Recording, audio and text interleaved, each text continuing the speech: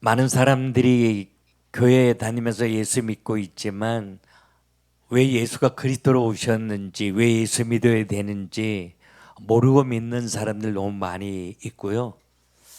또 예수 분명히 아는 것 같지만 예수를 희미하게 알면 예수보다 세상을 훨씬 더 사랑하게 되고, 문제를 만나면 예수 그리스도 보이지 않게 되거든요.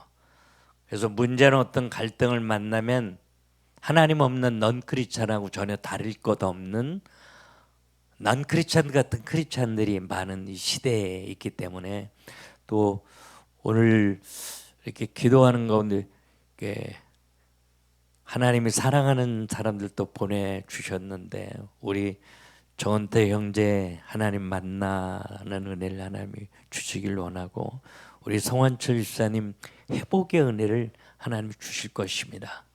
그리고 우리 이영님 자매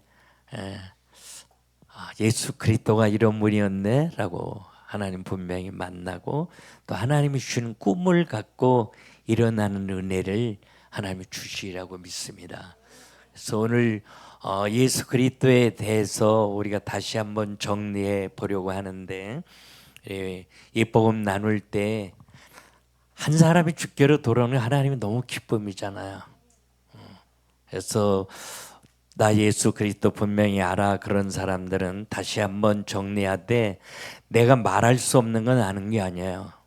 그래서 내가 다른 사람에게 말할 수 있을 만큼 오늘 이 복음을 통해서 예수 알게 하옵소서, 여러분들이 이렇게 소원하며 기도했으면 좋겠습니다. 창세기 1장 1절에 보면 태초에 하나님이 천지를 창조하셨다, 이 말로 성경이 출발하는데, 이 천이 영어 성경에는 sky가 아니라 heaven으로 나와 있어요. heaven, the earth 이렇게 나와 있습니다.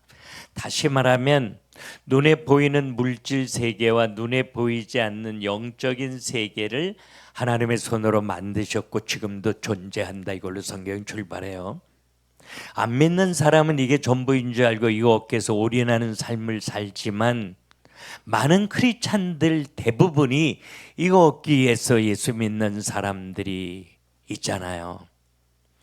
그런데 고린도후서 4장 18절에 보면, 우리가 주목하여 보는 것은 보이는 것이 아니요 보이지 않는 것이니 보이는 건 잠깐이고 보이지 않는 건 영원함이니라.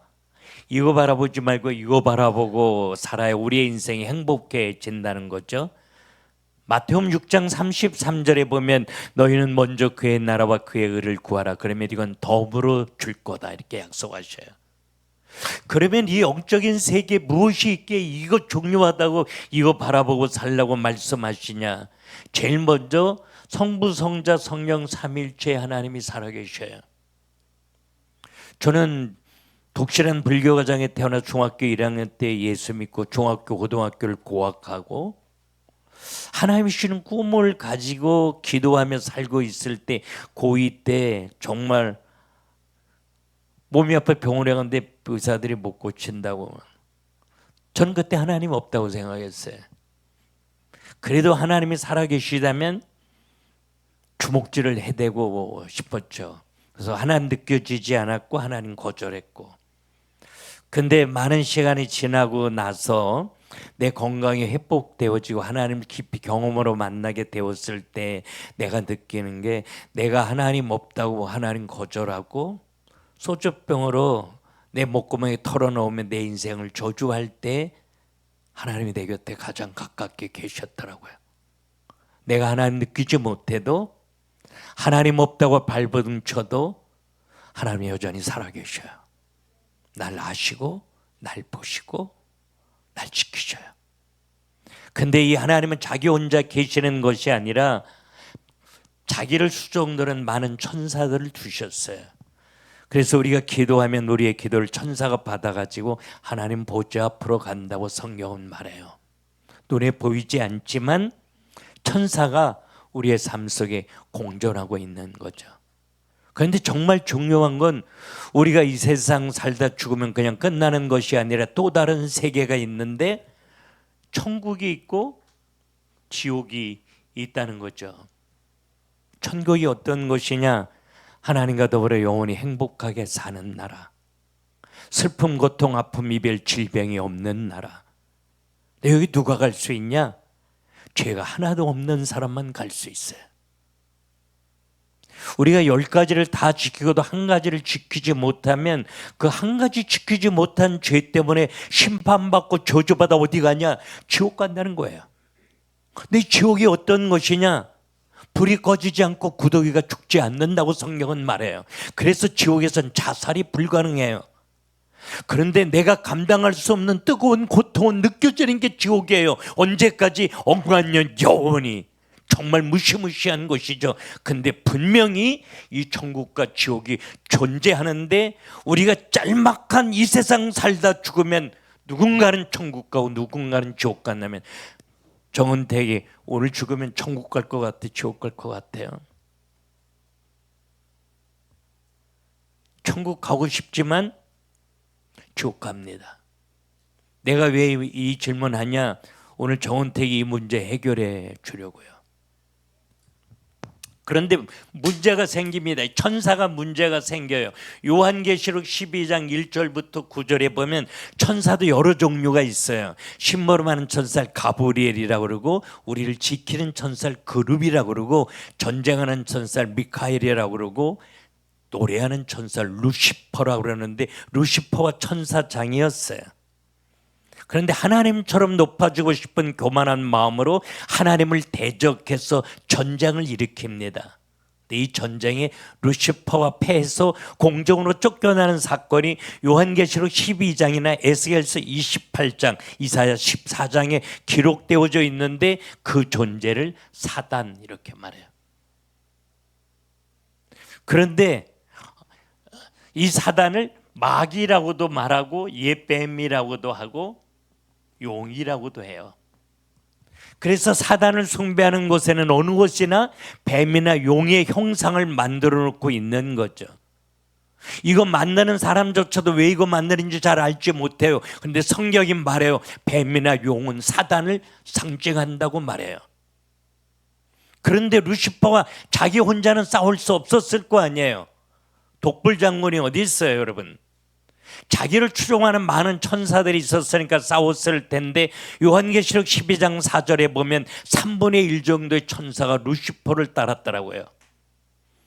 그래서 루시퍼와 자기를 추종했던 천사들을 데리고 공중으로 함께 쫓겨나게 됐는데 그 존재를 귀신 이렇게 말해요. 이건 숫자가 많아서 항상 복수로 성경은 사용하고 있어요. 우리 육신의 눈에 보이지 않지만 하나님이 살아계셔서 우리의 삶 속에 영향력을 행사하고 계셔요. 그러나 사단도 자기 졸개 귀신들과 함께 우리 삶 속에 끊임없는 영향력을 행사하고 있는 거야. 이 사실을 전제로 성경은 출발하고 있는 거예요. 그러면 이 사단이 뭐 하는 존재냐? 요한복음 10장 10절에 보니까 사단을 가리켜 저는 도적이라, 도적질하고 죽이고 멸망시키려는 것뿐이라 이렇게 이야기해요. 사단, 마귀가 하는 일은 우리 인생의 행복을 도적질해갔죠. 내가 행복하게 사는 걸 결코 그대로 놓아주지 않아요. 욥이 하나님 사랑하면서 하나님과 더불어 너무 행복하게 살았죠. 근데 욥의 행복을 한꺼번에 빼앗아가는 존재가 있었다고 성경 말하잖아요. 사단이었어요. 어떤 루트를 통해서 행복을 뺏어가냐? 경제, 자녀, 건강, 관계의 갈등, 이 4가지 루트를 통해서 욥의 행복을 빼앗아갔던 악한 영이 오늘도 우리 삶 속에 동일한 루트를 통해서 내 행복을 짓밟는 존재가 우리 삶 속에 공존하고 있다 이 말이에요. 그리고 나 죽고 다른 사람 죽이도록 영향력을 행사해요. 제가 많은 사형수들을 전도했어요. 사람을 죽여서 가스불로 머리부터 발끝까지 불에 끄실려서 배를 갈라 간을 꺼내갖고 여자친구하고 소주 한잔 해먹은 친구. 그 친구 제가 가서 전도할 때 울면서 영접했고 인생을 바꿨어요. 보험금 타먹으려고 자기 딸 2하고 아들 3 자녀와 와이프 4명을 칼로 찔러 죽인 살인수도 제가 재단교도소에서 전도했는데, 남편하고 싸우고 화가 난다고 사랑하는 아들을 자기 자동차에 집어넣고 휘발유 껴줘 불질러 죽였던 여자 하모니에 나오는 사람이에요. 그 친구도 제가 전도했는데 그 친구들하고 상담하다 보니까 그 친구들의 공통적인 고백이 하나 있더라고요. 목사님, 내가 무슨 짓 하는지도 모르고 정신 차려보니까 내가 내 식구들 다 죽였어. 나 어떻게 살아? 이렇게 울면서 말해요. 어른들은 뭔가 홀려서 그런다고 말하죠. 성경으로 말하면 정확하게 이 사단에게 붙들리면 내가 무슨 짓을 하는지도 모르고 나 죽고 다른 사람 죽이는 일을 하면서 살죠. 그 묻지마 살인이 일어났잖아요. 이유도 없이 왜 사람을 죽여요? 제가 미국에 살 때 우리 동네에 정말 착하고 얌전한 애가 세탁소집 아들이 있었어요. 그런데 오늘날 갑자기 모자 뒤집어 쓰고 여기다가 모세스 이렇게 붙이고서 나 모세처럼 예수님처럼 죽을 거라고 모세스 지졌어 여기다 키에다 써붙이고 버지니아 공대 가서 클래스마다 다니며 총으로 쏴 죽였잖아요. 버지니아 공대 조승희 사건. 제가 미국에 살 때 옆집에 살았던 애예요. 너무 착한 아이였어요. 근데 갑자기 돌변해. 이해할 수 없는 거예요. 지금도 이 손에 붙들리면 내가 무슨 짓을 하는지도 모르고 나 죽고 사람 죽이면서 사는 현실 속에 우리 살고 있는 거예요. 그리고 내 인생이 망하고 가정이 망하고 비즈니스 망하고 내 자녀가 망하고 영혼이 멸망받아 지옥 가도록 영향력을 행사하는 존재가 있다는 거예요. 우리를 이렇게 무너뜨리기 위해서 요한복음 8장 44절에 사단을 가리켜서 저는 거짓말장이요 거짓의 아비다. 거짓말로 우리의 인생을 이렇게 무너뜨려요. 하나님 어디 있냐? 봤냐? 그렇기 때문에 요한일서 5장 19절에 보면 사단을 가리켜서 악한 자 이렇게 말해요. 성경은 사단에 대해서 굉장히 분명하고 정확하게 많은 말들을 설명하고 있지만 세 가지로 요약하면 거짓말로 우리 인생의 행복을 도적질하고 죽이고 망하게 하는 결국 지옥 가게 만드는 나쁜 놈이 마귀인데 이 마귀가 자기 졸개 귀신들과 함께 영림한 너에게 영향력을 오늘도 주고 있는 거야. 이걸로 성경은 출발해요. 하나님이 천지를 창조하셨는데 창조하실 땐 창조 원리가 있어요. 그냥 막 만들진 않잖아요. 밖에 있는 나무는 땅에 뿌리를 내려면 살도록 만들었기 때문에 뽑아버리면 죽어요. 이게 창조 원리예요. 물고기는요, 물속에 들어가면 살도록 만들었기 때문에 제가 미국에서 피싱조에서 30몇 인치 잡으면 아이스박스에 넣더라고. 미국 사람들은 조금 있다가 보면 죽어 있어요. 이게 창조 원리예요. 그런데 사람을 지으실 때는 하나님과 더불어 살아야만 행복한 존재로 지으신 거예요. 나무 뽑아버리면 죽는지 뻔히 알면서 내가 하나님 없이 살아도 돈 있고 건강하고 집 있고 차 있고 사랑하는 사람 있으면 나 행복해지겠지. No. 이건 하나님의 창조 원리를 모르는 착각에서 오는 거예요. 왜? 사람은 하나님과 더불어 살아야만 행복한 존재로 지으셨으니까요. 그런데 요한복음 4장 24절에 보니까 하나님은 영이시니 예배하는 자는 영과 진리로 예배할지니라. 하나님 우리처럼 육체를 갖고 있지 않아요. 영이신 하나님이에요. 그럼 영이신 하나님과 더불어 살려면 사람도 영적인 존재로 지어야 할 거 아니에요. 그래서 하나님이 사람을 지을 때 창세기 1장 27절에 하나님의 형상을 따라 지었다 이렇게 성경은 말해요. 외모를 하나님 닮았다는 이야기가 아니라 하나님처럼 영적인 존재로 지었다 그 말이에요. 그래서 사람에게는 짐승에게 없는 영혼이라고 하는 것이 우리 몸속에 담겨져 있기 때문에 사람이 죽으면 어른들이 어이구 혼이 떠나갔네 이렇게 말해요. 우리 박지영 전도사님이 5마리 강아지 엄마 노릇을 너무 잘해요. 너무 이쁘게 날 만지려고 하고 이래요. 정말 이뻐요. 근데 아무리 이쁘고 똑똑해도 쟤 죽었을 때 어이구 혼이 떠나갔네 그러면 미친놈이라고 그래요. 그렇게 말하지 않아요. 왜? 영적 존재가 아니니까요. 이게 사람과 짐승이 다른 거죠. 그래서 쟤네는 아무리 이쁘고 똑똑해도 하나님을 느끼지 못해요. 하나님의 이름을 부르지 않아요. 천국을 사모하거나 지옥을 두려워하지 않는 거예요. 그래서 사람은 영적인 존재로 지어졌기 때문에 하나님을 알고 느끼고 교제할 수 있는 거예요. 이 하나님과 교제하는 사람에게 하나님은 창세기 1장 28절에 하나님의 손으로 만든 모든 걸 다 주셔 축복해 주셨어요. 내가 논리에 만든 거에 다 더가죠. 그래서 생육하고 번성하고 충만하고 정복하고 다스려라. 이건 네 거니까 네 맘대로 왕노릇하고 살아. 그래서 대리 통치권까지 주신 거예요. 그래서 하나님과 교제하면서 하나님이 주신 이 축복을 누리면서 인간은 진정한 행복과 안식을 누리도록 하나님이 만드셨고 그렇게 행복하게 살았던 거예요.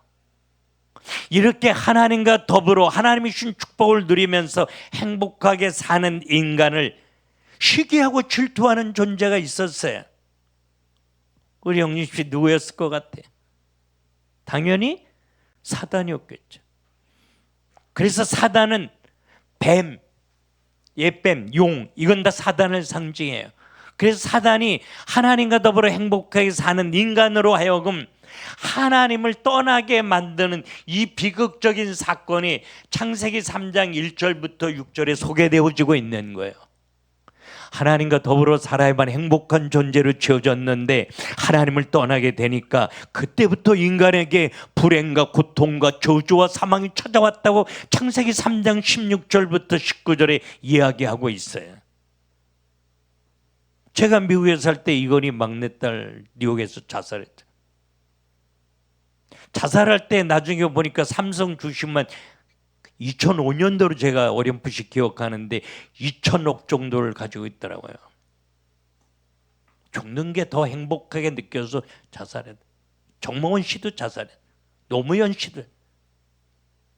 그런 걸 보면 인간은 인기가 있어도 권력이 있어도 돈이 있어도 하나님 떠난 인간은 행복하지 않은 거예요. 그래서 하나님 떠나 고통과 저주 가운데 살다 지옥 가는 인간들을 예수님이 마태복음 11장 28절에 한마디로 말하죠. 수고하고 무거운 짐진 자들아 다 내게로 오라고 말해요. 그 왜 하나님 떠났냐? 하나님과 더불어 행복하게 살지. 그건 죄를 지었기 때문이에요. 도대체 어떤 죄를 지었기에 내가 저주받고 온 인류가 저주받냐? 우리가 쉽게 하는 하나님이 모든 걸 다 주면서 동산 중앙에 있는 선악을 알게 하는 나무의 실과는 먹지 말아라. 먹는 날은 정령 죽으리라. 그런데 하나님의 말 듣지 않고 뚝 따먹은 죄예요. 지나가다가 선악과를 따먹었는데 온 인류가 저주받아. 이해가 잘 안 되잖아요. 그래서 선악과 이해를 분명하게 해야 성경이 열려요. 하나님이 천지를 지으실 때는 목적을 가지고 지으셨는데 어떤 목적을 가지고 지었냐? 나 행복하게 살도록 만들어 주려고. 나 생각하면서 만드셨어요. 그래서 만드시고 나면 꼭 보시기에 좋았더라, 보시기에 좋았더라 이 말이 우리 영철이한테 이거 주면 제가 얼마나 좋아할까? 이런 하나님의 설레이는 마음을 표현한 거죠. 나 생각하고 어떻게 하면 얘가 행복하게 웃으며 살 수 있을까? 이 꿈을 가지고 하나하나 정말 정성스럽게 만드시고 뭘 먹여야 얘 건강하게 살까? 채소를 만드셨잖아. 가축을 만드셨잖아. 이제 다 됐네. 그리고 마지막으로 날 만드셔. 우리를 만드실 때는 하나님의 손으로 만드셔요. 말씀으로 만져요. 하나하나 자기 손가락으로 사랑스럽게 정성을 다해서 내 눈, 코, 귀, 입을 만드시고 심장을 만드시고 그 안에 하나님의 생기를 불어넣어 생명이 됐다고. 그렇게 만드시고 나서 지금까지 하나님이 만든 모든 것들 다 주는 거예요. 영림아, 내가 널 위해 만든 거야. 다 너가 줘. 그리고 꼭 행복하게 살아야 돼. 근데 네가 꼭 한 가지 기억해야 될 게 있어. 이걸 만든 건 네가 아니라 나야. 창조주는 나라고 너는 피조물이고. 왜? 모든 피조물은요 창조주의 사랑의 통치 안에 있을 때만 행복한 거예요. 너에게 다 줬으니까 네 거야. 네 마음대로 왕노릇하고 살아. 그런데 진짜 왕은 네가 아니라 나야. 만왕의 왕은 나라고. 내 만왕의 왕인 내가 한철아 널 위해 만들었고 너에게 다 줬는데 그 사랑으로 나 너 지켜주고 싶어. 너 보호해주고 싶고 너 통치해주고 싶어. 그래야만 네가 행복하게 살 수 있기 때문이야. 그러니까 절대 너 나 잊어버리면 안 돼. 너 나 필요 없다고 거절하면 안 돼. 알았지? 나 잊어버리지 마. 이런 사랑의 증표로 주신 게 선악과예요. 그래서 에덴 동산 중앙에 선악과를 두신 거야. 우리가 어느 곳에서 생활해도 눈만 돌리면 선악과 바라보고 하나님과 더불어 행복하게 살도록 만들어 주려고. 그래서 아담과 하가 눈을 뜨면 이 선악과 바라보면서 하나님 저기 계시네, 하나님 날 사랑하시네, 날 지키시네, 이러면서 행복하게 사는 거예요. 그렇게 하나님 바라보며 행복하게 살던 아담과 하에게 사단이 찾아와서 야, 너 똑똑하잖아, 은퇴가 너 똑똑하잖아, 너 하나님처럼 될 수, 너도 왕이 될 수 있어, 너도 신이 될 수 있어, 하나님이 도와주지 않아도 너 똑똑하잖아, 네 힘으로 열심히 살면 행복하게 살 수 있어, 착하게 살면 돼, 하나님 필요 없어, 하나님 거절해버려. 이 말이 그럴듯하게 들린 거예요. 그래서 하나님 앞에서 나 당신 필요 없거든, 나도 당신처럼 왕이 될 수 있거든, 신이 될 수 있거든, 당신이 안 도와줘도 내 힘으로 얼마든지 행복하게 살 수 있거든, 꺼져버려. 이렇게 하나님을 거절한 마음으로 이 선악과를 먹은 거예요. 그래서 하나님을 떠나게 된 거예요. 결혼하면 결혼 반지 끼잖아. 왜 여기다 껴? 발가락에 안 끼고. 눈만 뜨면 이 반지를 바라보면서 내가 사랑하는 사람 기억하려고, 이 사랑 변치 않은 거 다시 한번 생각하려고. 그래서 여기다 끼는 거야. 근데 왼수땡이처럼 느껴져. 그럼 이거 가락지 딱 빼가지고 땅바닥에 탁 팽개치면 꺼져버려. 다시는 내 눈앞에 나타나지 마. 이 마음으로 선악과를 먹은 거예요.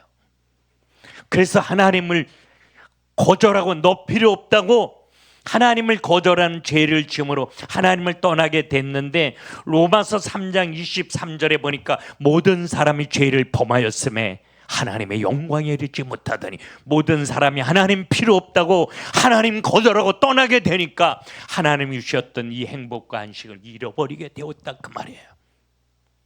그러면 하나님 필요 없다고 거절한 죄 짓고 하나님 떠나니까 누가 와서 사로잡았겠냐? 사단이 와서 사로잡게 된 거예요. 그래서 요한복음 8장 44절에 보니까 너희는 본래 너희 아비 마귀에게서 났으니 이렇게 말해요.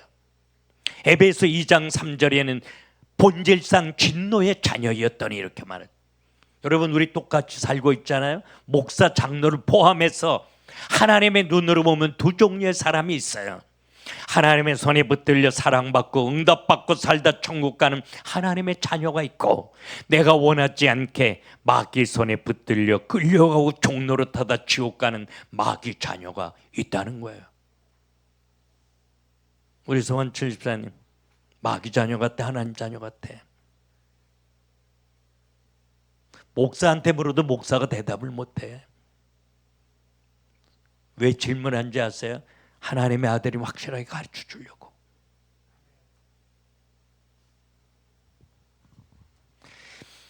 여러분, 우리에게 여러 가지 문제 있어요. 경제 문제, 건강 문제, 가정 문제, 여러 질병 문제. 이 문제 해결되면 나 너무 행복할 텐데, 그 문제 해결되면 또 다른 문제 터지는 게 우리 인생이야. 우리 인생은 이 세 가지 근본적인 문제가 해결되어져야만 내가 잃어버린 이 행복과 안식을 회복할 수 있는 거예요. 그래서 인간이 나름대로 이 문제를 해결하기 위해서 노력하는 게 종교생활인 거야. 절에도 가고 유교도 믿고 남녀호랑객도 믿고 신천지도 믿고 정명석이도 따라가고 말이에요. 그런데 하나님 떠난 인간이 하나님 만나야 문제가 해결되어지는데, 요한복음 14장 6절에 예수 아니면 하나님 만날 수 없다는 거예요. 내가 곧 길이요 진리요 생명이니 나로 말미암지 않고서는 아버지께로 올 자가 없느니라. 석가는 선을 가리키고 공자는 인을 가리키는데, 공자 석가 왜 안 되냐? 공자나 석가는 이 문제를 해결해 줄 수 없기 때문에 안 되는 거예요. 타 종교가 안 되는 건 이해가 가는데, 교회를 다니면서도 이 문제를 해결받지 못한 사람들이 의외로 너무 많이 있다는 거예요. 대표적인 인물이 바리새인이에요. 바리새인은 신학교 교수예요.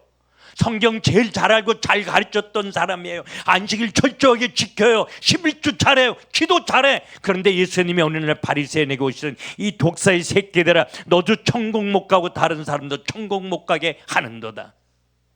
형식적으로 하나님 성계니까 화가 나서 이 독사의 새끼야 욕한 게 아니라, 예배도 드리고 11조도 하지만 너는 여전히 이 문제 해결받지 못하고 마귀 손에 붙들려 산 마귀 자녀야. 신분을 꼬집어 준 거예요. 뱀은 뭘 상징해요? 사단을 상징해요. 주님이 머지않은 날 이 땅에 다시 오실 텐데, 오시면 교회 속에 찾아가셔서 동일하게 절규하듯이 이런 소리 하실 것 같아요. 자, 종교 생활로 안 되니까 착한 일에서 천국 가자, 우리 그렇게 생각해요. 근데 이사야 64장 6절에 보니까 너희가 행하는 의는 다 더러운 옷과 같다. 네가 아무리 착하게 살려고 발버둥 쳐도 너 내 눈으로 보면 너 보이는 거 죄와 허물밖에 없어, 그 말이에요. 착하게 살아 천국 갈 사람 아무도 없어요. 제가 미국 가기 전에 소록도에 순천교도 집회를 갔다가 그냥 우연히 소록도에 17명의 죄수가 있었어요. 나 환자 죄수가. 순천교도소에서 목사님 소록도에 가서 좀 복음 전해다. 그래서 거기 갔다가 그냥 죄수들하고 복음 나누다가 어떤 나 환자가 와서 우리 교회도 와서 해달라고 그래서 교회를 가게 됐는데, 나 환자들을 이렇게 만날 때 전 처음 가서 깜짝 놀랐어요.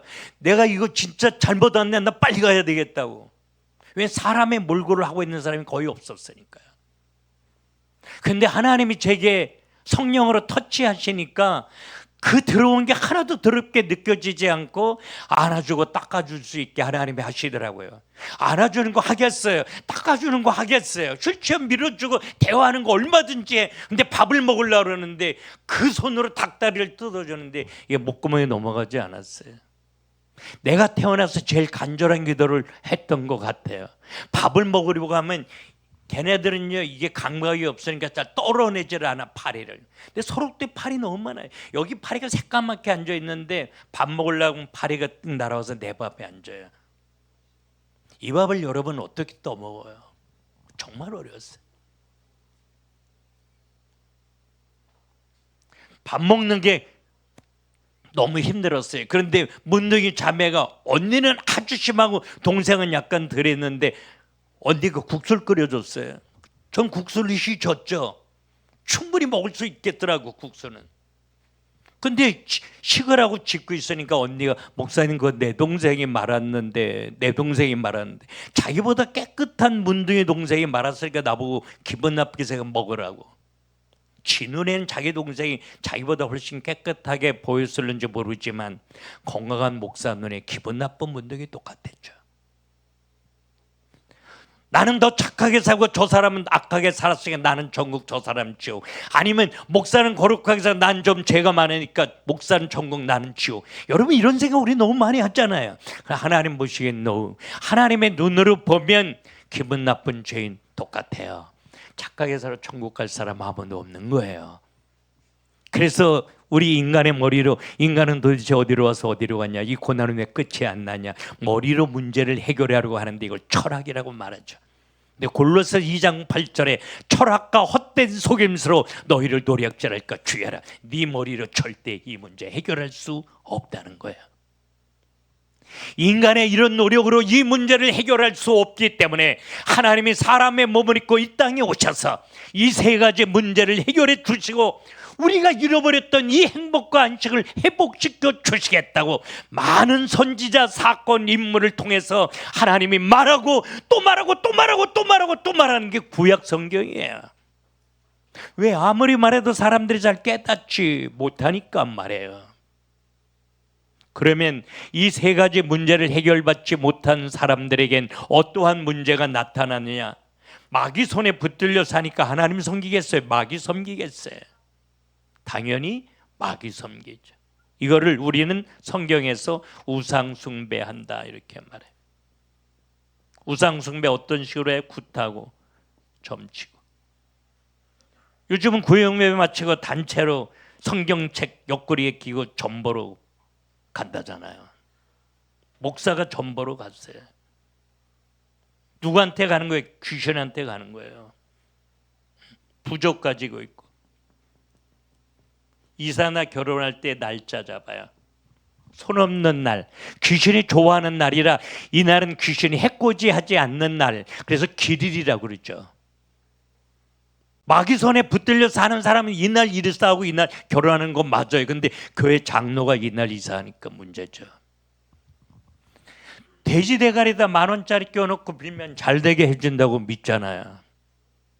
제가 어느 집에서 고사지는 데 갖다 놨길래 내가 몰래 일어나서 가위로 양쪽 귀를 잘라서 내가 먹어버렸죠, 혼자. 아침에 일어나서 고사를 지내려고 그러는데 귀때기가 없어졌잖아요. 막 난리가 났어요. 제가 속으로 웃으면서 그랬죠. 내가 귀때기를 잘라먹어도 킥소리도 못하다 그러면 거기다 대놓고 절한다고 잘 되게 해준다. 이런 식으로 귀신을 섬기는 거예요. 네.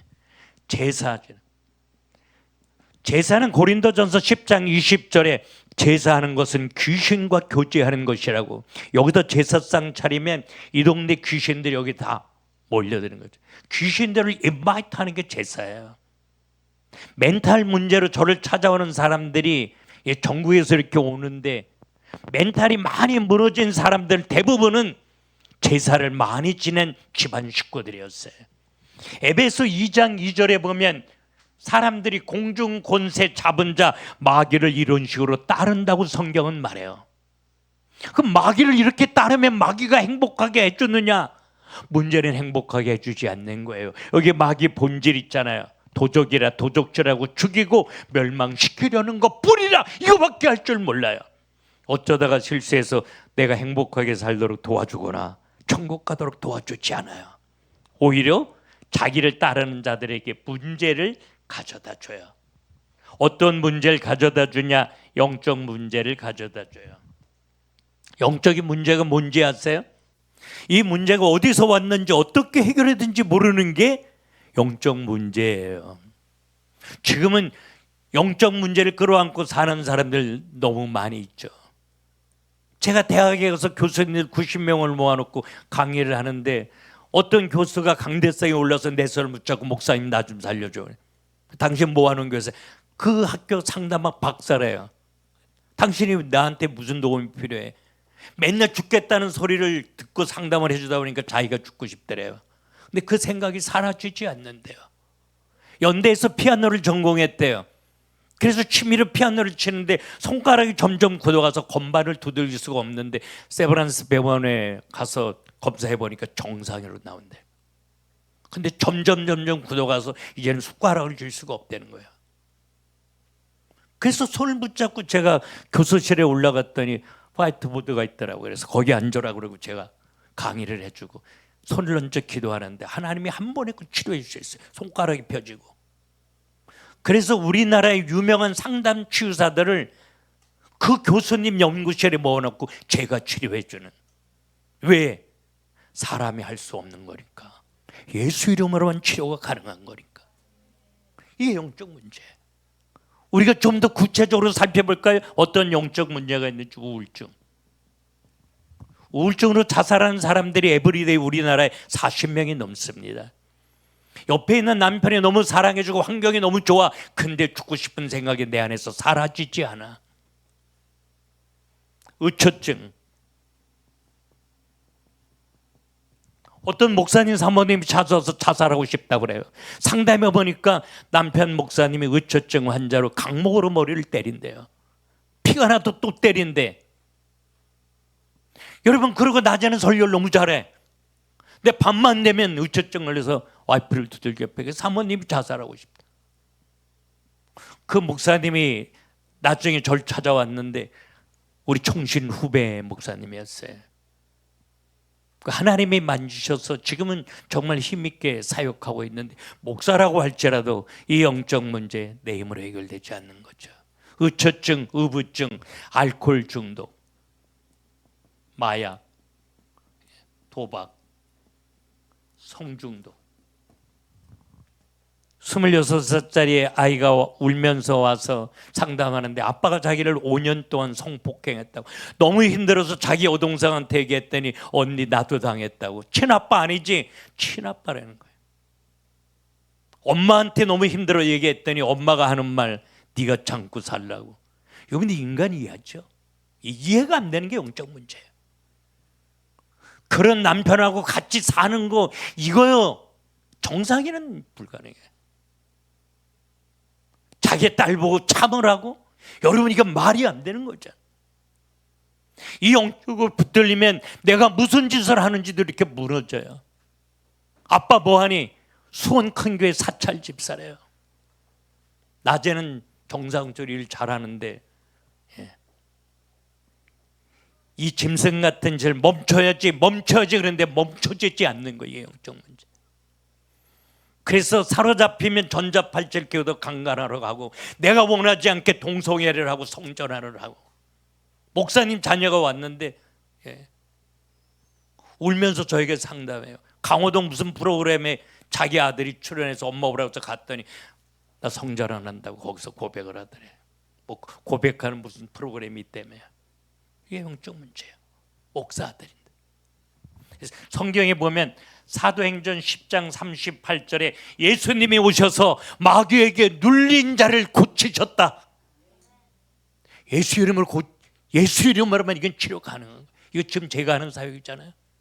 이런 영적인 문제는 육적인 문제로 바뀌어져요. 그래서 가정이 파괴되어지고 경제가 무너지고 이름 모를 질병이 찾아오게 되는 거예요. 여러분, 이게 우리가 사는 현실이에요.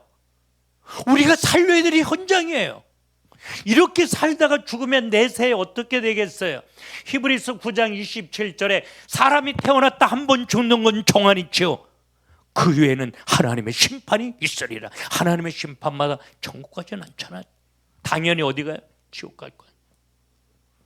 근데 나만 이렇게 살다 지옥 가면 그나마 다행인데 이 영적인 저주가 내 새끼한테 흘러가요. 출애굽기 20장 4절 5절에 보면 내가 세 가지 문제를 해결하지 못하고 우상 숭배하면 내 자손이 3, 4대 이르러 하나님의 저주를 받으리라.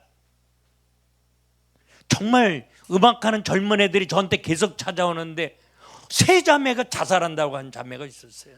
딸 셋인데 세 자매를 치료해주고 났더니 엄마가 대구에서 올라왔는데 정말 신앙이 좋은 권사님이었어. 근데 이 엄마가 훨씬 더 심한 거 있죠. 엄마의 영적 문제가 사랑하는 세 딸들에게 흘러간 거예요. 여러분, 이거를 어른들이 뭐라 그러는지 알아요? 요걸 운명사주팔자 타고났다 이렇게 말하는 거예요. 이 세 가지를 해결하지 못하면 누구든지 이 운명사주팔자에 묶여 살게 되는데 내 힘으로 빠져나올 수 없다는 거예요. 그래서 하나님이 약속대로 이 세 가지 문제를 해결해 주시고 운명사주팔자에서 우리를 해방시켜 주기 위하여 사람의 몸을 입고 이 땅에 오셨는데 우리는 그분을 예수 그리스도 이렇게 말하는 거예요. 이제 결론이에요. 은택이 한번 잘 들어봐요. 예수는 이름이에요. 그리스도는 직분을 말해요. 제가 이름이 김홍렬, 직분이 목사인 것처럼. 근데 예수라고 하는 뜻이 뭐냐면 마태복음 1장 21절에 자기 백성을 저의 죄에서 구원할 자. 여러분, 좀 더 분명하게 알면 하나님 필요 없다 거절하는 죄를 지음으로 내 인생에 나타나는 모든 문제를 완전히 해결해 주기 위해서 오신 분이 예수, 그 말이에요. 근데 이 모든 문제를 해결해 주기 위해서는 반드시 예수가 그리스도로 오셔야만 했다, 그 말이에요. 구약 성경은 히브리어로 써졌고 신약은 헬라어로 써졌는데 그리스도는 헬라어예요. 히브리어로는 뭐야? 메시아야.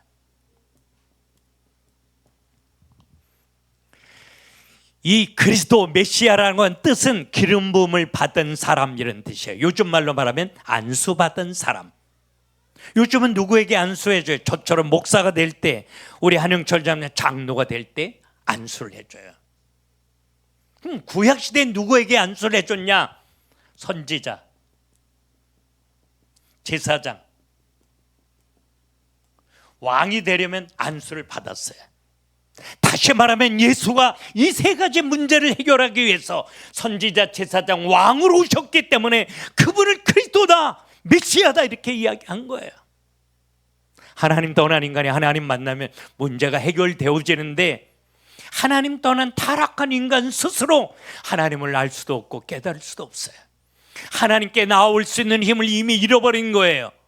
누군가가 와서 하나님과 사람을 만나게 해줘야만 하나님 만날 수 있는데, 이 일을 한 사람을 선지자 이렇게 부른 거예요. 이사야, 예레미야, 에스겔, 다니엘. 이 선지서의 공통점이 뭐냐? 신이나 너 하나님께로 돌아와, 그러면 너 살아, 그 말이에요. 구약 시대에는 여러분, 성전이 이렇게 둘로 나눠져 있었어요. 제사 드리는 것을 성소, 하나님이 계신 곳을 지성소 이렇게 불러요. 하나님 여기 계시죠. 이 지성소에 예수 그리스도를 상징하는 법궤가 있었어요. 여기서 제사와 여기 들어가서 하나님 만나면 문제가 해결되어지는데, 성소와 지성소 사이 휴장이 한 뼘 정도로 가로막혀 있었어요. 한 뼘이 굉장히 두껍게 휴장이 가로막혀 있는 거예요. 아무도 들어갈 수 없는 거예요. 그것도 누구도. 그래서 하나님 만날 수 있는 길이 완전히 차단되어 있었어요. 근데 예수님이 선지자로 오셔서 십자가에 못 박혀 돌아가시는 순간에 신기한 일이 몇 가지 일어나는데, 제일 먼저 오후 3시에 돌아가시는 캄캄한 밤이 와요. 사람들 깜짝 놀라서 3시에 깜깜해지니까. 두 번째는 땅이 막 흔들리면서 진동이 일어나고 지진이 일어나니까 예수님 십자가에 못 박았던 백부장이 저분 정말 하나님의 아들 맞았나 봐 이렇게 얘기해. 한 가지 더 신기한 일이 일어난 게, 유슈장이 위로부터 아래로 쫙 찢어지는 사건이 발생했어요. 이게 역사적인 사건이라 성서 고고학자들이 증명하더라고. 그런데 히브리서 10장 19절 20절에 보니까 유슈장이 곧 예수님의 육체라는 거예요. 유슈장 대신 예수님의 육체를 로마 군병의 채찍에 맞고 창의 옆구리가 찔려 찢어 죽어주심으로 발미암아 하나님을 만날 수 있는 새롭고 산 길이 열려지게 되었다, 이렇게 성경은 말해요. 이 히브리서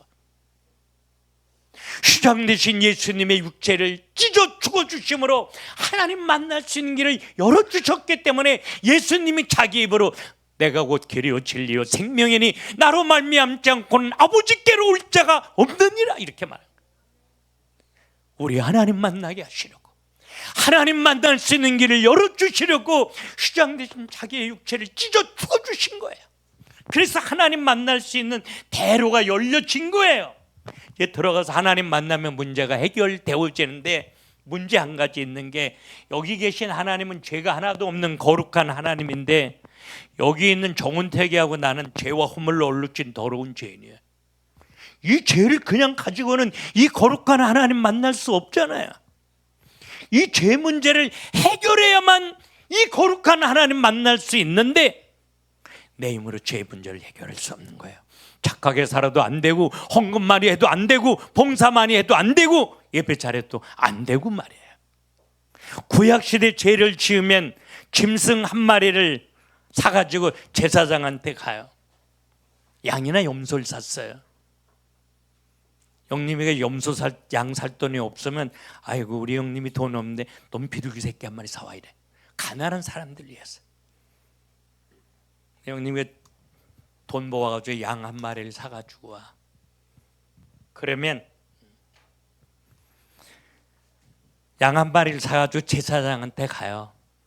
그러면 내가 이런 데는 죄를 지었는데 용서해 주세요. 그러면 오른손 여기다 얹어봐. 이렇게 오른손을 얹어 안수하며 형님한테 기도하게, 하나님 나 이런 죄를 지었어요. 이 죄 때문에 심판받고 저주받고 지옥 가야 되는데 내 죄신 이 죄 없는 짐승이 피 흘려 죽사오니 내 죄는 용서하시고 천국 가게 하옵소서. 이렇게 고백하면서 안수하게. 이 안수는 전가되다 이런 말이에요. 전가되다, 연합되다. 이렇게 안수하며 기도하는 순간에 형님이 모든 죄가 이 짐승으로 옮겨와. 그리고 형님이 이 짐승을 피 흘려 잡아. 내가 죽어야 될 건데 이 짐승이 대신 피 흘려 죽음으로 형님이 죄 문제 해결받고 천국 가게 하신 게 구약시대 제사법이었어요. 구약시대는 이렇게 구원받은 거야. 근데 이걸 누가 했어? 제사장이 한 거예요.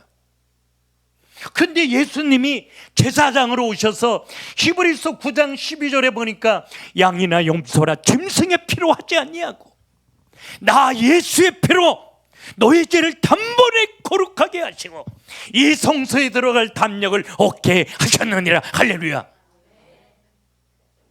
짐승의 피로 하지 아니하고 예수의 피로 정은택 모든 죄어머를 끝내버린 거예요.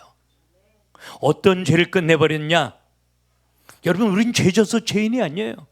그냥 죄인이니까 죄질 수밖에 없는 거예요.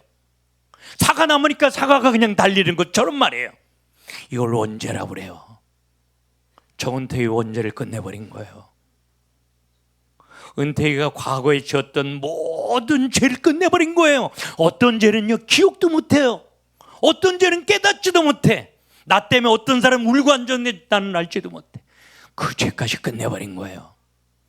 지금도 믿음이 없어서 생각으로, 마음으로, 말로, 행동으로 짓고 있는 모든 죄를 끝내버린 거예요. 조금 억셉트하기 어렵지만 내가 미래에 지을 죄까지 완전히 끝내버린 거예요. 얼마만큼 완전히 끝내버렸냐? 이사야 1장 18절에 보니까 흰눈보다 더이게, 양털보다 더이게 끝내버렸다는 거예요. 왜? 송환철 죄 하나라도 남아있으면 저 죄 때문에 심판받고 저주받아 지옥 갈까 봐. 짐승의 피로 하지 아니하고 예수의 피로 우리의 모든 죄 문제를 완전히 끝내버렸기 때문에 이제 들어가서 하나님 만날 수 있는 거예요. 근데 문제 한 가지가 있어요. 송환철 쌤 마귀 자녀면 마귀한테 붙들 걸려고 하는 거잖아. 여기서 빠져나와야 하나님 만날 거 아니에요. 난 너 싫어, 나 놔줘. 그럼 얘가 놔주느냐고. 우리가 생각하는 것보다 훨씬 파워풀합니다. 여러분, 귀신이 들어가면 10%는 작대에 올라가 양말도 안 신고 춤을 추는데 발이 상하지 않잖아. 내가 미국에서 목회할 때 한국에서 이민 왔게, 당신 왜 한국에서 살지 미국 땅으로 이민 왔냐 그랬더니 귀신이 하도 힘들게 와서 이민 왔대. 지금 괜찮냐 그랬더니 그날 밤에 쫓아왔더래. 비행기도 안 타고 태평양을 쫓아와대. 알아맞히기도 하고 병을 고치기도 해요. 그래서 지옥 가게 만들려고. 근데 그 손에서 내가 빠져나올 수 있도록 누가 도와줄 수 있냐? 한영철 장로님 도와줘요. 우리 저 김성근 회장님 도와줄 수 있어요? 우리 김성근 회장은 내가 굉장히 사랑하는 사람이에요. 그 안에 하나님 사랑하는 마음이 있으니까 야, 성근아 가서 뺏어봐. 그럼 뺏어볼 수 있어요? 못 뺏어. 그 어느 누구도, 정치인도 경제인도 하나님 사랑하는 사람도 그 손에서, 마귀 손에서 뺏어올 수 없기 때문에 예수가 만왕의 왕으로 오신 거예요. 요한일서 3장 8절에 보니까 하나님의 아들이 세상에 오신 것은 마귀의 일을 멸하려 하심이라. 만왕의 왕으로 오셔서 우리를 사로잡고 끌고 가는 어둠의 세력, 머리통을 탁 깨뜨리고 영님아 이리 와! 빠져나오게 하신 거예요. 창세기 3장 15절에 하나님이 우리에게 약속하셨잖아요. 언젠가 여자의 후손이 이 땅에 와서 뱀의 머리를 박살낼 거라고. 뱀의 머리를 상하게 할 거라고. 약속대로 그분이 십자가와 부활로 머리통을 탁 깨뜨리고 그 손에서 빠져나오게 하신 거예요. 선지자로 오셔서 하나님 만날 수 있는 길을 열으시고, 제사장으로 오셔서 우리의 죄 문제를 완전히 끝내버리시고, 만왕의 왕으로 오셔서 흑암의 권세를 꺾으시고 그 손에서 내가 빠져나와 하나님 만날 수 있는 길을 열으셨기 때문에 예수님이 돌아가시면서 요한복음 19장 30절에 절규하듯이 외쳐요. 내가 다 이루었다! 이러면서 성경이 절규하셔. 내가 다 끝내버렸어! 이러면서. 문제는 아무도 안 믿는 거 있죠. 3년 동안 예수님을 따라다닌 제자를 다 도망갔어요. 그래서 예수가 그리스도로 오셔서 이 세 가지 문제를 해결해 주시고 우리를 운명 사주팔자에서 해방시켜 주셨다는 사실을 증거로 보여주시려고 그분이 사망 권세 깨뜨리고 사흘 만에 부활하신 거예요. 이 부활의 예수님이 이걸 믿지 않는 제자들을 40일 동안 찾아다녀. 그러면서 영님아 내가 그리스도로 와서 네 모든 문제 끝내버렸어. 믿니? 안 믿어. 손에 못자국을 보여줘. 이래도 안 믿니? 그래도 안 믿는 놈이 있어. 그러니까 손을 갖다 옆구리 자국을 만져보게 해. 그때서야 왜 예수가 그리스도로 오셨는지 알게 된 거예요. 예수가 그리스도로 오셔서 날 위해 어떤 일을 해놓으셨는지 알게 된 거예요. 그리고 그 예수 그리스도를 만나는 인생들마다 새로운 인생으로 바뀌어졌죠. 너무 행복했어요. 가난해도 행복했고 메릴마저도 행복했고, 그들이 가는 곳에 귀신이 떠나가고 교회가 세워지고 세상이 살아나는 놀라운 일들이 펼쳐지게 된 거죠. 문제는 이게 내게 돼야 되잖아요. 정은태 있게 돼야 돼. 이게 어떻게 하면 내게 되냐? 요한계시록 3장 20절에 볼지어다 내가 문 밖에 서서 두드리노니 내 음성을 듣고 문을 열면 내가 너에게로 들어가 너로 더불어 먹고 너는 나로 더불어 먹으리라. 우리 윤희가 2주밖에 안 됐는데 이 복음 듣고 예수 영접 너무 행복했어. 누가 돈을 준 것도 아니잖아요. 좋은 환경을 만나러 준 것도 아니에요. 멋진 보이프렌드가 생긴 것도 아니에요. 근데 미친년처럼 행복한 거 있죠. 아멘이래잖아. 제가 그랬거든요. 내가 17살 때 깊은 흑암 속에서, 질병 속에서 목매어 하나님 이름 부르다가 하나님 만났을 때 내가 꼭 미친놈 같았거든요. 너무 행복해서. 나 안 고쳐도 괜찮아 하나님, 이대로도 나 너무 행복해. 그렇게 울면서 손을 높이 들고 감사와 찬양하고 살 때 내 몸에 뼛속까지 스며오른 통증이 있었거든요. 사리돈을 옛날에 한 알 두 알 먹다가 한 주먹을 털어넣어도 통증이 멈춰지지 않으면 몰핀을 맞았어요. 그 통증이 하나도 가시지 않았는데, 숨 쉴 수 없을 만큼 뼛속까지 힘든데 예수 만나고 나니까 뭐가 좋다고, 언제 죽을지도 모르는데 미친놈처럼 눈물을 흘리며 손을 높이 들고 감사하고 찬송하는데 갑자기 몸의 통증이 사라지고 질병이 사라지고. 그래서 그때 제가 하나님 앞에 약속했죠. 하나님, 내가 남은 인생은 목사가 되어 나처럼 버려지고 깨워진 사람들 위해 이 복음 전하며 살게요. 그리고 제가 신학하러 목사가 돼서 사례비 주지 않는 교도소 목회를 10년을 했으니까요.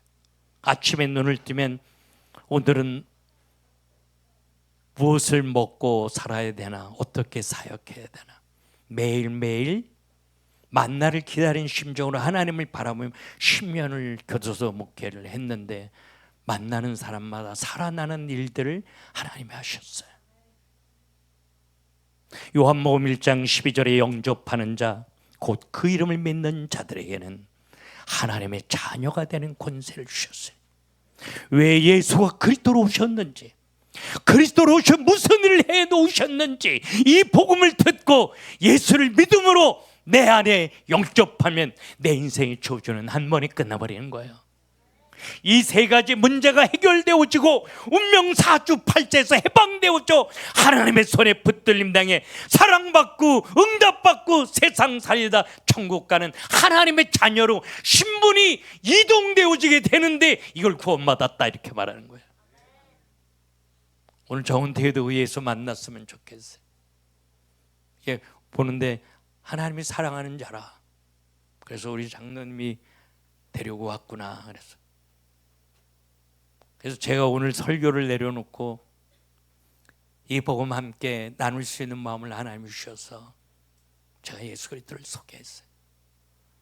정은태 예수님 만나고 싶지 않아요? 내가 그러면 기도해 줄게. 자, 은택이 내 손 붙잡고 나 따라서 기도해요. 따라서 하나님 감사합니다. 나는 죄인입니다. 예수 잘 몰랐습니다. 그러나 오늘 복음을 듣고 내 마음의 문을 열어 예수를 구주로 영접합니다. 내 안에 오셔서 내 모든 죄를 사하시고 나를 하나님의 아들 삼으시고 내 안에 계시옵소서. 예수 때문에 행복하도록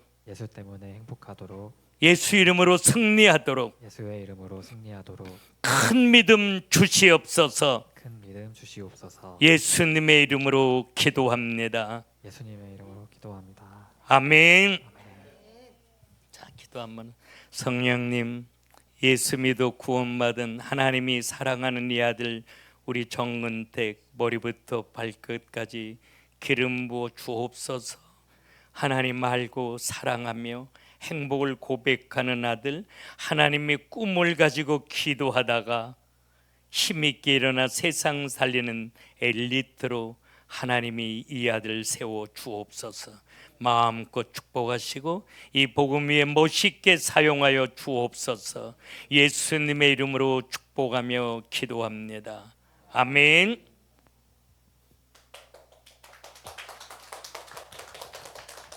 정님이 앞으로 나와봐요.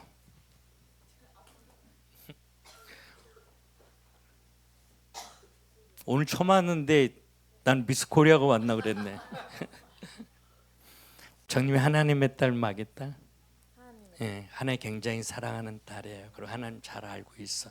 근데 정님이가 예수 믿고 영민이 참 영민이가 예수 믿고 구원받은 하나님의 딸 된 건 요한복음 15장 16절에 영림아 네가 날 택한 거 아니오 내가 널 택하여 세웠나니 너희로 하여금 과실을 많이 맺게 하려 함이니라.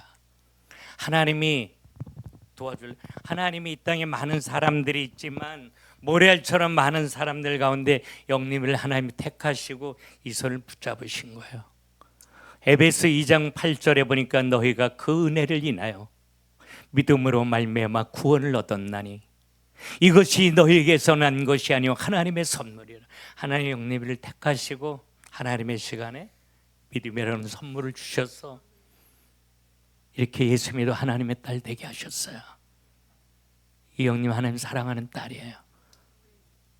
그런데 어떤 사람 때문에 너무 힘들어서 이걸로 와요. 그때 하나님이 이 손을 놓지 않으시고 영림아 너 내 딸이잖아. 나 있잖아. 내가 널 사랑하잖아. 힘내야지 하면서 이 손을 다시 붙잡게 하셔. 왜? 하나님의 자녀는 이렇게 살아 행복하니까. 돈 때문에 이 손을 놓은 적이 있어요. 하나님이 사랑한다고 말해. 이번에는 손을 내어 밀질 않아. 그러면 하나님 영림아 너 내 딸이잖아. 나 있잖아. 눈 좀 떠봐. 그러면 나를 아프게 해요. 이걸 징계라고 말해요. 징계는 헬라어 원문에 깨달음을 주는 슬픈 것 이런 뜻이에요. 이 손 놓고 사는 걸 깨닫게 하시려고 하나님이 아프게 해서 이 손 잡게. 하나님이 사랑하셨어. 그래서 히브리서 12장 6절에 사랑하는 자를 징계하노니 히브리서 12장 8절에 징계가 없으면 사생자여 참 아들이 아니니라. 하나님이 사랑하셔서 오늘 이 영림 이 손을 이렇게 꽉 잡고 계셔요. 그런데 돌아가서 세상 살다가 원치 아니하게 마음이 아파 이 손을 또 놓을 때 있어요. 근데 천국 가는 건요 우리 송원철 집사님 이 손에 있는 거 아니야. 이 손에 있는 거예요. 이사야 49장 15절에 보니까 여인이 어찌 그 젖먹는 자식을 잊겠으며 자기 태에서난 아들을 긍휼히 여기지 않겠느냐.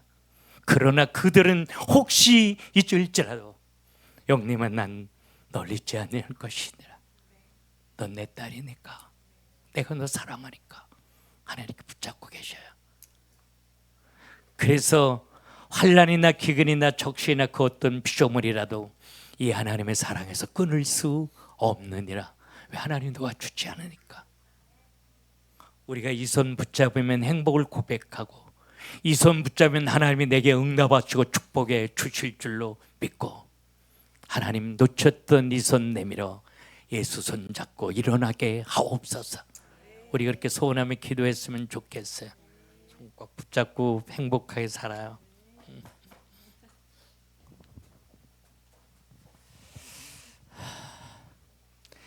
우리가 예수를 구주로 영접하는 순간에 주님이 내 안에 함께 계시되 영원히 함께 계셔요. 그분이 내 안에 함께 계시는 이유는 한 가지예요. 나의 연약함과 무능력을 아시기 때문에. 우리 한영철 장로님 힘으로 뭔가 만들어지는 거 아무리 경험이고 똑똑해도 되어지지 않아요. 하나님이 하셔야만 돼요. 그래서 그분이 내 안에 계시는 거예요. 내가 약할 때 그분이 강함 되셔요. 내가 아무것도 할 수 없게 그분이 능력으로 일하셔요. 그래서 그분은 내 안에 함께 계시되 영원히 함께 계셔요. 그분의 능력으로 내게 응답하시고 축복하셔서 나 살고 또 다른 사람 살리는 일을 그분이 하셔요. 그래서 그분은 내 인생의 주인이에요. 송원칠sen 잘 일어나야 돼. 지금이 아니 복음 가지고 일어나는 소리예요. 결단하라는 시간이야. 하나님 굉장히 강하게 말씀하셔. 일어나면 하나님이 놀랍게 일하실 겁니다. 우리 오늘 말씀 붙잡고 찬양 하나 할까요? 충만 우리 찬양합시다.